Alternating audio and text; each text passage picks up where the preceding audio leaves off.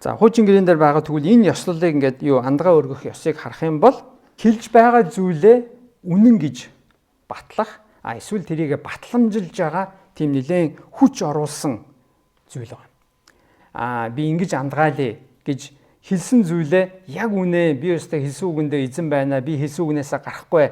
Би яг амласнаа биелүүлнэ гэдгээ нөгөө хүндээ батлахын тулд янз бүрийн зүйлээр за хоёлаа гар барьяач гэдэг юм уу те. Би ингэж хийе гэдэг зүйлийг хийдэг. Энэ бол ерөөс үндсэндээ төстэй байна. За тэгвэл харин Яаков биднэрт юу гэж хэлээд байна гэхлээр за та нар битгий ам тангараг өргөө. Харин тэрний оронд тэгж батлах хэрэггүй зүгээр л за гэсэн бол за, үгүй гэсэн бол үгүйгээр л бай. Нэг өсөндөө хэлсэн үгэндээ эзэн байл гэж хэлж байгаа. Тэрнээс ч тэрийг ингээд хүч оруулаад заавал батлах гал нотлох гол те батламж өгөөд ах шаардлага байхгүй. Чиний зүгээр заа гэд хэлсэн үгэнд чинь хүн бүрэн итгэх байх ёстой. Итгэх боломжтой байх ёстой. Үгүй гэд хэлсэн бол үгүй гэдгийг чинь үгүй юм аа гэж ойлгоход бүрэн боломжтой байх ёстой. Тэрнээс ч дээрээс нь юм нэмэл заавал ингээд би өстө бурхнаа тангаруулж гин андгаалж гин гэдэг зүйл ерөөсөө тийм хэрэггүй гэж. Тэг хуучин гэрээний гүн ухаантны үг номын 5:5 дээр нэг ийм үг байгаа. Ам андгаа өргөчхөөд биелүүлээгүй байснаас андгаа тангараг өргөөгүй байсан нь дээрээ. Андгаалсан нь алдаа байжээ гэж элчийн өмнө бүү хэлж. За энэ дээр яг л адилхан санаа явж байгаа. Чиний заа гэж байгаа нь заа байг, үгүй нь үгүй байгээ. Хэрвээ хэлсэн амандаа хүрч чадахгүй бол амлаагүй дээр гэж хэлж байна. Гүн ухаантны үгэн дээр те андгаа тангараг өргөөгүй байсан дээр. За тэгэхээр хэлсэн үгэндээ үнэнч хүнтэй харилцах, ойлголцох боломжтой байдаг. За жишээлбэл хэлсэн үгэндээ яг үгэндээ эзэн байж чаддаг хүнтэй бол за энэ хүн заа гэж хэлсэн учраас тэдэн цагт ирнэ гэсэн бол за энэ хүний үгэнд итгэж болно, энэ хүн ирнэ гэсэн гээд итгэнэ. Харин хэлсэн үгэндээ эзэн байдаггүй хүнтэй харилцах тэр хүнтэй тийм итгэлцлийн харилцаа барьж байгуулах баг боломжгүй. Яг л тэр хүний үг удаа дараа худлаач юм эсвэл хэлсэн үгэндээ ерөөсө хүрдэггүй байвал тэр хүнтэй тийм итгэлцлийн, ойлголцлын бас урт хугацааны ойр дотны харилцаа хөгжүүлэх үнэндээ боломжгүй. За монголчууд ялангуяа энэ тал дээр нэлийн сул гэж би бол анзаардаг. Илэрхий худлаа ярьдаг. Эсвэл жинхэнэ үннийг хэлдэггүй. Өөр нэг юмар халахалдаг, өөр нэг юмар далдалдаг. Тэгэнгүүтээ ингэ жоохон булзааруулдаг. Тийм үг хэллэг одоо хэрэгэлдэг. Эсвэл яг цуглаанд ирсэн үе гэсэн чинь өөр нэг шалтгааныг хэлдэг. Гэтэл үндэ тэр нь яг үнэн шалтгаан нь биш байдаг. Өөр нэг юмар булзааруулах тийм зохиолыг бол би нэлээд ажиглаж байсан. Тэг ялангуяа Европт ирснээс хойш би монголчуудын дунд энэ явдал маш их байд юм байна гэж би анзаарсан. Ерөөс яг чин үннийг хэлэхгүй, яг үннээ хэлэхгүй тэгтээ ингэ шал өөр юм хэлээд өөр булзааруулах шалтгаан тоочд юм байлээ. Тэгээ тийм учраас энэ дээрээ хэлсний дагуу хэрвээ итгэгч хүн Есүд итгэдэг гэж байгаа хүн байгаа бол тэр хүн үгэндээ эзэн л байх хэрэгтэй. Тэр хүн заа гэсэн бол заа байх хэрэгтэй, тэгнэ гэсэн бол тэгнэ гэдгийг л хийх ёстой, үгүй гэсэн бол үгүйгээр л байх хэрэгтэй. Тэгэхгүй ингээд үгэндээ эзэн болдоггүй болвол харилцаа цаашаа хөгжүүлэх боломжгүй. Тэр хүний миний хувьдлаар тийм. Тэр хүний үгийг би цаашаа ингээд олон дахин хэрвээ тэр үг нь яг үнэн гэж батлагдахгүй, яг найдаж чадахгүй бол за түрүүчудаа ингэсэн штэ гэсээр байгаад нөгөө хүндээ итгэхэ болж эхэлдэг. Итгэхэ болохоор тэр хүнтэй харилцаагаа хөгжүүлэхэд аюу хэцүү болж эхэлдэг. Тэгэл ерөөсөө ойр дотны харилцаа хөгжүүл үнэндээ боломжгүй. Тийм учраас Эфесийн 4:15 дээр ийм үг байгаа. Харин хайраар үннийг хэлж бидний тэргүүн болсон Христтэй бүх талаар адил болж өсөх учиртай гэж. За энэ дээр хайраар үннийг хэл гэж байна. Тэгэхээр үнэн байгаа газар нэгсэндээ үннийг хэлж байгаа нөхцөл тэнд бид нар харилцаа хөгжүүлж болно гэсэн үг. Үнэн байгаа нөхцөл бас бид нар хайраар хэлэх юм бол тэнд ойлголцол байна гэсэн үг. Харин үнэн байхгүй яг энэ саяны хэлсэн шиг те үгэндээ эзэн байхгүй байх юм бол тэнд цаашдаа ер нь бол альва юм явах маш хэцүү болно гэсэн үг. Тэм учраас одоо энд Яаковын хэлээд байгаа зүйл нь за ах дүүс минь ээ битгий ам тангараг өргөө тэрний орон зүгээр л хэлсэн үгэндээ л эзэн байгаарай л гэж. Тэгвэл та нар шүүлтэд унахгүй гэдэг өгүүлбэр төгсгөлд нь байна. Тэгвэл та нар шүүлтэд унахгүй. Яг гэвэл энэний өмнөх 9-р ишлэлдэр бас юм байна. Шүүгдэхгүй тул нэг нэгнийхээ эсрэг бүү тэрсэлдээ шүүгч үүдэн дээр зогсож байгаа шүү гэж яг хэдхэн ишлэлийн өмнө Яаков бичсэн. Тэгвэл яг тэр санаа минь дахиад явж байна. Тэгвэл та нар шүүгдэхгүй, шүүлтэнд унахгүй буюу та нар хэлсэн үгэндээ үзэн байж чадах юм бол эзний өмнө та нар буруутгахгүй. Эзний өмнө та нар худлаа хийсэн болохгүй гэж. За тэгэхээр эндээс ерөөсөө хэлж байгаа зүйл нь бидний амьдралдаа хэрэгжүүлэх гол санаа нь бол хэлсэн үгэндээ эзэн байгаараа, заа гэсэн бол заа, амласан бол амласнаа биелүүлээрэ, үгүй гэсэн бол үгүйгээрээ байгаарай л гэж байна. За цаашаа явъя. 13 дугаар ишлэлээс. 13-аас 18 болохоор залбирлын тухай байгаа. За энэ дээр хэрвээ хэн нэгэн чинь зовж явах юм бол залбир, баяртай байгаа бол Бурхныг магтан дуулах нь зохистой гэж. Нэг ёсондоо зовсон ч, баярлсан ч Бурхантай холбоотой бай гэж л байна. Зовж байгаа бол Бурханд хандан залбир, Бурханаас гуй, Бурханаас тусламжийг ир хай гэж. Харин баяртай байгаа бол Бурханд хандан таларх. Бурханд хандан магтаалыг өргөх те. Бурханд хандан яагаад тэгж баяртай байгаагийнхаа учрыг эзэнд алдар болгон өргөөрэй гэж. Нэг өсөндө амьдралынхаа хэцүү мөчтөж, баяртай мөчтөж, ямар ч мөчөд эзэн Бурхантай холбоотой бай гэдэг санаа энд явж байгаа. За тэгээд цааш нь 14 дугаар эшлэлдэр болохоор за хэрвээ та нарын хэн нэгэн чи өвчтөй байх юм бол чуулганы ахлагчдыг дуудаарай гэж.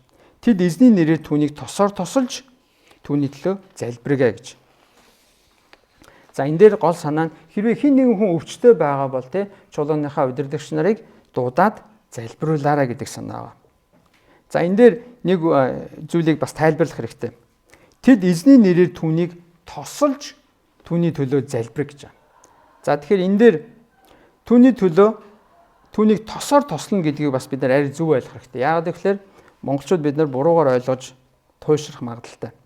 За энэ дээр тосолсон учраас эдгэрнэ гэж хэлсэн үү? Үгүй. Харин залбирсан учраас эдгэрнэ гэж хэлсэн. Залбирсан учраас тэр хүн тэнхрэн эзэн тэр хүнийг босгоно гэж байна. Харин зүгээр энэ тослох зүйл нь бол залбирхын л нэг хэсэг. Израильчүүдийн хэрэг зан заншлыг бид нар хуучин гэрээнээс харах юм бол одоо хааныг, иш үзүүлэгчийг, хэн нэгэн хүнийг албан тушаал ч юм уу тийм тодорхой нөлөөтэй байр суурин дээр тавихтаа тосоор тослоод тэгээд томилдог байсан. Тэгэхээр тэр одоо яг тослогоо бол яг тэр гол зүйл нь бол ерөөсөө биш. Зүгээр томилж байгааг илэрхийлж байгаа гадна талын бэлгэдлийн чанартай үйлдэл байна. Тэрнээс тэр тосонд ямар нэгэн ач холбогдол байхгүй. Энэ тос идгэж байгаадаа биш. Тийм учраас ялангуяа ламнараас янз бүрийн тос идэ будаа янз бүрийн эд зүйл авч сурсан тэрийгэ биедээ авч явах юм бол намайг хамгаална. Би энэ эд зүйл намайг тэгин ингэнэ гэж бодож явдаг. Тийм буддист итгэлийн суурьтай монголчуудын хувьд ялангуяа энэ тослох гэдэг зүйлийг буруугаар ойлгох магадaltaй. Тийм учраас зарим хүмүүс энэ Израилаас ирсэн тосоор тослоорой тэ ингэж тэгнэ гэж ярьдаг тиймнүүд байдаг. Энэ бол үнэндээ алдаад байгаа байхгүй буруу тал руу тослоор тослоно гэдэг бол зүгээр л залбирхын нэг хэсэг. Бид нар заримдаа залбирхтай хүн дээр гараа тавьж залбирдаг те. Гар тавьж байгаадаа идгрээд байгаадаа биш. Залбирж байгаа учраас идгэрч байгаа. Тэгвэл яг энэ тосолж байгаа учраас идгээд байгаа биш. Залбирч байгаа учраас идгэрч байгаа. Тэгэхээр энэ дээр бид нар яг энэ балансыг бид нар тэнцвүүлж ойлгохгүй бол энэ тосоор тослоно гэдэг за ахлагч хүнийг дуудуулаад тэгээ тосоор тосуулчул юм бол залбирчих юм, идгэрчих юм байна гэж ойлгодог. Тийм хүлээлттэйгээр пастораас гуйдаг хүмүүс байдаг цуглаан дотор. Та магны тослоод өгөөрэй ингээд. Надад энэ тусгай тос байгаа хүн өгсөн, Израилаас өгсөн дараараа гэд. Тэгээ тэрүүгээр тослуулаад тэгээ залбирлчих юм бол идэгчих юм шиг бодоод байдаг. Гэтэл үүндээ энэ бол зүгээр л залбирж байгаагийн нэг хэсэг нь байна. За тэгвэл энэ дээр хэлснээр эзний нэрээр ахлагчдыг дуудаад залбируулаарай. Гол зүйл нь 15 дахь эшлэлдэр байгаа. Итгэлээр өргөсөн чин сэтгэлийн гуйлд нь өвчтөе хүнийг идгээж эзэн тэр хүнийг босгоно гэж. Тэгэхээр энэ дэр нөгөө тосон тэр хүнийг идгээж байгаадаа биш, харин юу идгээж яах гэж байна. Итгэлээр өргөсөн чин сэтгэлийн гуйлд өвчтөе хүнийг идгэн тэгээд эзэн тэр хүнийг босгоно гэж. За энэ дээр чин сэтгэлээсээ өргөсөн гуйл гэж байна. Тэгээ би нэгэн үйл явдлыг ерөөсөө мартдаггүй юм. Одоогоос бараг нэг 10 жилийн өмнө манай суулаанд нэг илэгний нэлээд хүнд өвчтөй нэг хүн ирээд шинэвтер хүн байсан. Тэгээ тэр хүн ингээд хаглаа маглаанд ороод ингээд суц муцаа боолгоол нэлээд хүнд болцсон байсан. Тэгэл надад туслаач би одоо ингээд бараг л амьдрахгүй болох гээд тэдхэн сар үлдчихэд байна тэргээл аюу хэцүү байсан л да. Тэгээ бид нар тэр хүний түүний төлөө гэрт нь очиод яг нэг шинэ жилээр бид нар нэг бүртэн гэрт нь аруулаа нэг залбир хашаа гэр оролд очиод яг залбирсан юм. Тэгээ яг тийг залбирахад үнэхээр бид нэр чин сэтгэлээсээ нэг залбирсан. Тэгсэн чинь тэр хүн яг би тэгээд залбирж байхдаа за яг энд нэг л бурхан нэг юм хийх шиг боллоо доо гэж нэг тийм мэдрэмж төрсөн. Тэгээд тэр хүн тэр залбирлаас хойш удалгүй би энэ айгуу гайгүй болсон.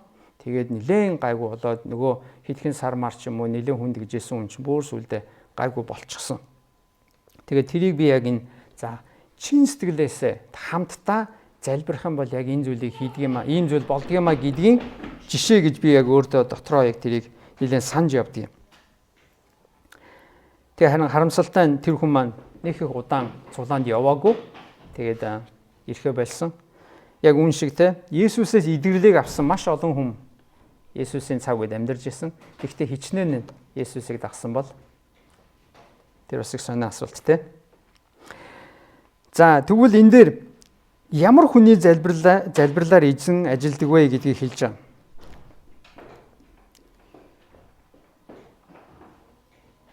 Зөвхт хүний залбирал хүчтэй үр нөлөөтэй гэж хэлж байгаа. 16 дугаар эшлэл дээр. За үүнээс өмнө тиймд бие биедээ гим нүглээ улааж нэг нэгнийхээ төлөө залбир.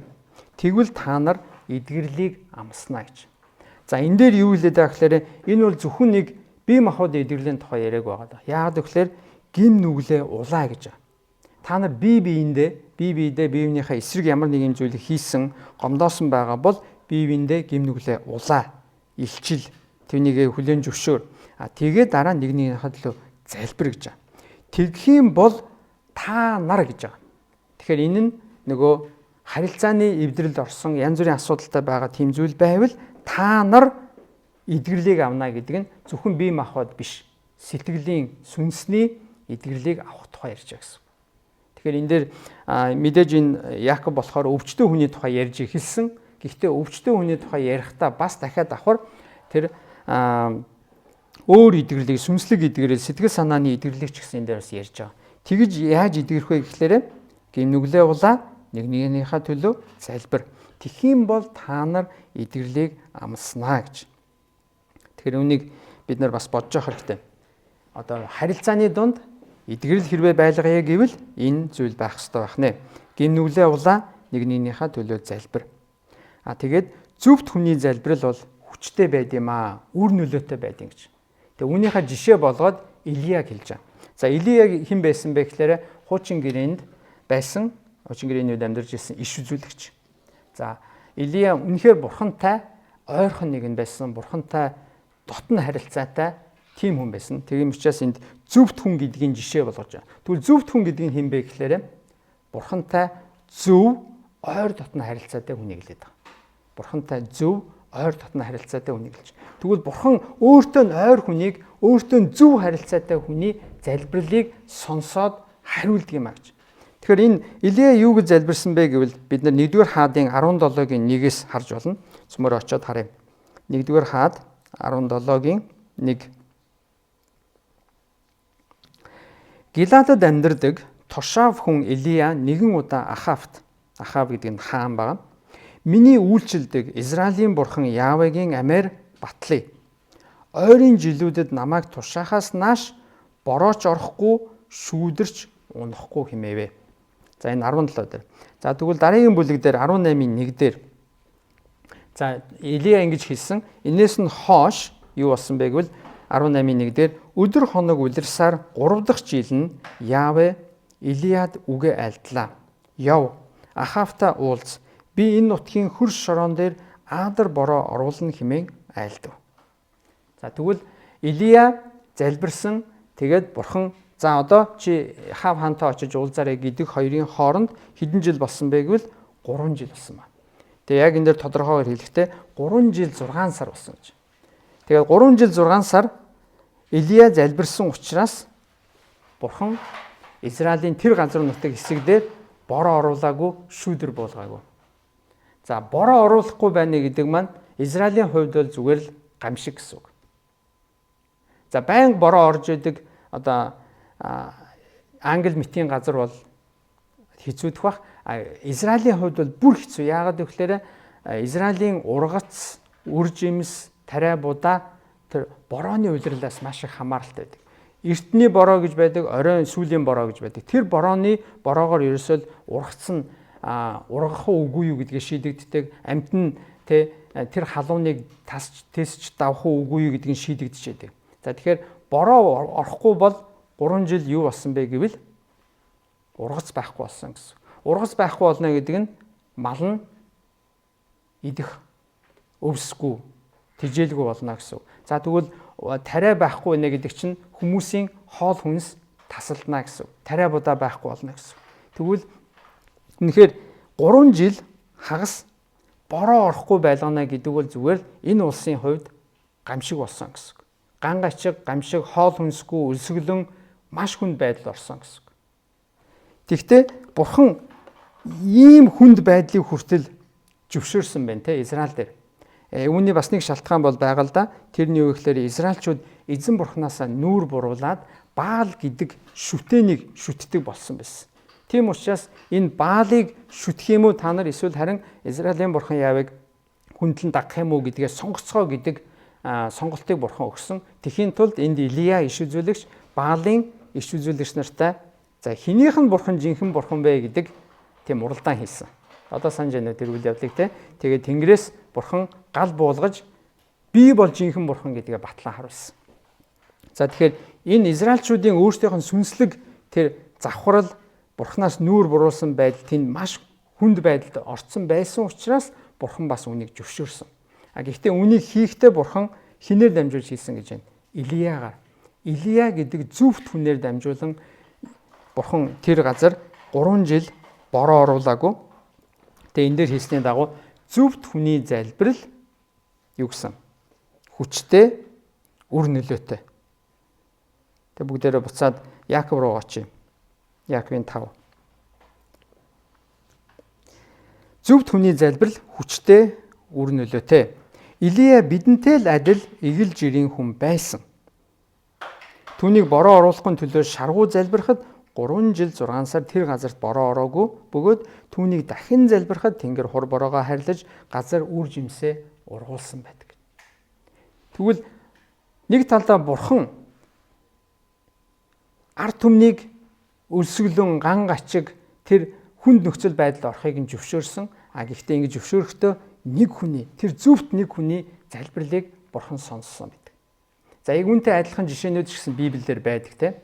За Авраам Бурханаас юу гэж гуйдаг вүлээ? Содом, Аморо хотыг устгахаас өмнө Бурхан хэрвээ тэнд 50 хүн байх юм бол та устгахгүй үстэй гэсэн. Би устгахгүй гэсэн. 45 хүн байвал устгахгүй үстэй гэсэн. Устгахгүй. Тэгээд тоонуудыг буулгасаар байгаад тэ тэр хүссэн тоог нь асуусан ч гэсэн тэнд тийм тооны зөвхт хүн байгаагүй учраас Бурхан тэр хоёр хотыг сөнөөсөн байдаг. Үндсэндээ нөгөө талдаа бол Бурхан Авраамийн залбирлыг сонсоод хариулахад бэлэн байсан гэсэн. Яг энэ дээр энэ бол бас л нөгөө зөвхт хүний залбирал хүчтэй, үр нөлөөтэй гэдгийн бас нэг жишээ болж болохоор. Тийм учраас эндээс энэ хэсгээс бид нэр сурах зүйл маань юу вэ гэвэл үнэхээр Бурхантай ойр, Бурхантай зөв харилцаатай хүний залбирлыг Бурхан сонсдог юм аа. Бурхан бусдуудыг нь бүр хүнд байдал оруулсан ч гэсэн яг тэгвэл Илиягийн залбирлыг сонсоод 3 жил хагас бороо оруулаагүйтай адилхан Бурхан өөртөө нь ойрхон өөрийг нь ирж хайж яадаг. Үнэхээр Бурханы нүүр царайг эрэлхийлдэг тийм хүний залбирлыг Бурхан сонсож хариулдаг. Библиэлд ч гэсэн яг ийм утгатай өөрчлөлүүд бас байдаг. За тэгвэл цөмөр цааш нь явъя. 19 дэх эшлэл 19-20 дээр. Ахан дүүс минь ээ, та нарын хэн нэг нь үннээс төөрч холдвол өөр нэг нь түүнийг буцааж авчрах ёстой гэж. За энэ дээр хэний тухай яриад байгаа юм гэхээр Есүст итгэж исэн хэн нэгэн хүн итгэлийн замаасаа төөрөөд бодлоод явчих юм бол хажууд нь байгаа өөр итгэгч хүн тэр хүнийг буцааж үнний зам руу авчрах тухай ярьж. За өнөөдөр Монголд маш олон хүмүүс гаж урсгал руу орж ийн, гаж урсгал руу татагдж байна.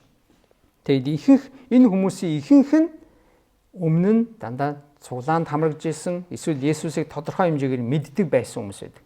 Гаж урсгалынхан Есүсийг огт хүлээн зөвшөөрдөггүй, Есүсийг Есүд итгэдэггүй хүмүүсийг өөрсдийнхөө сургаал номлолынхаа нөлөөнд оруулна гэдэг бол маш хэцүү.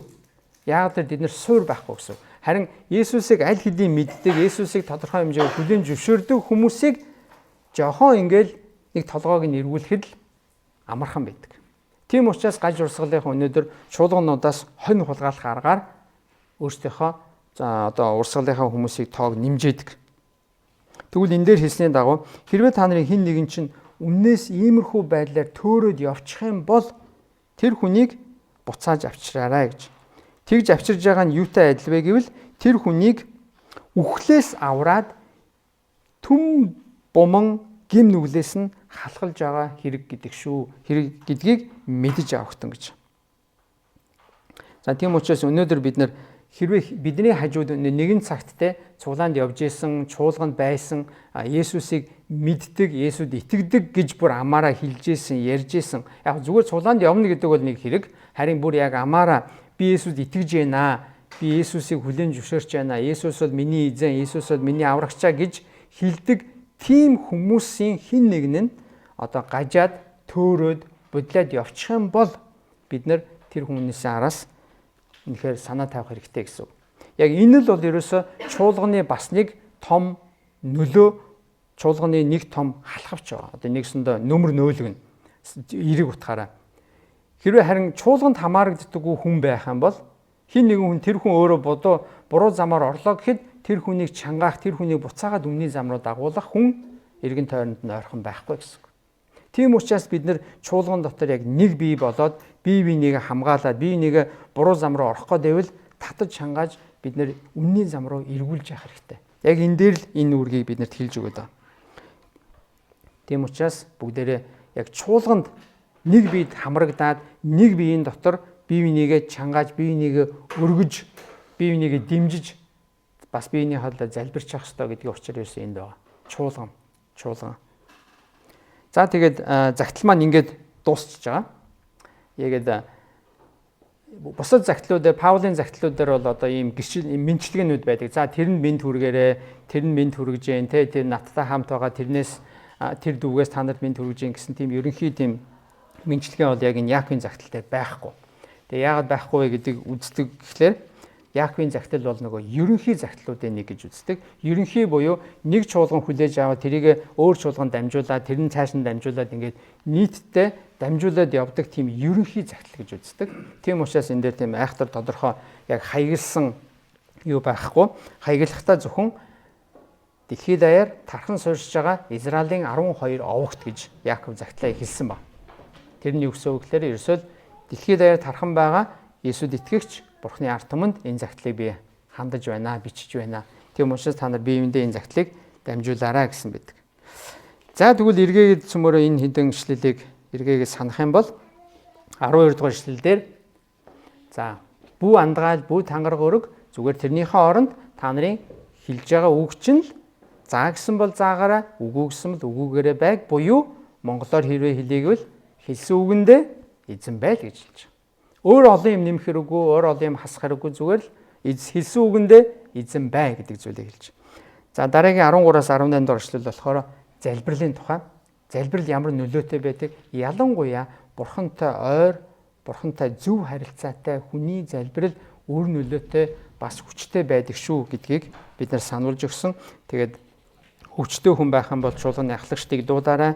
Тэгээд дээрэс нь бас энэ зөвхөн бие махбодын эдгэрэл биш, сэтгэл санаа, сүнсний эдгэрлийг ч гэсэн яаж авах вэ гэдгийг энд хэлж өгсөн байна. Биенийхээ төлөө биендээ юм нүглээ улаа, тэгээ нэгнийхээ төлөө залбир гэсэн байна.